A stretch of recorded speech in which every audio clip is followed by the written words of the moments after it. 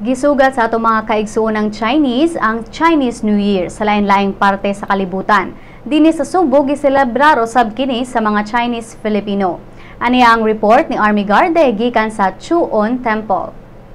Gayon din sa Chuon Temple sa syudad sa Sugbo ang selebrasyon sa pagsugat sa Chinese New Year.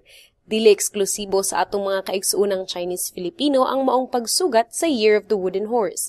Apil usab sa selebrasyon ang publiko, hilabi na ang mga bata nga nalingaw sa lain-laing mga presentasyon sama sa Lion Dance, Dragon Dance, ug Horse Dance.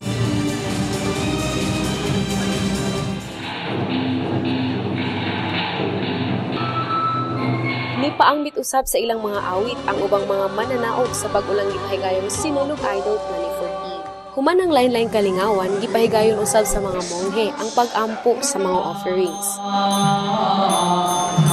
Gipatingog usab ni Master Yulin Shi ang drum.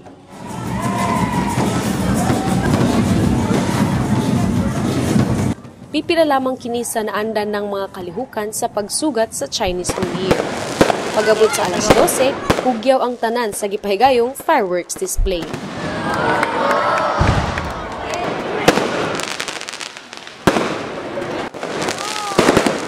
Kini si Army Garden para sa Sunstar, Pilipinas.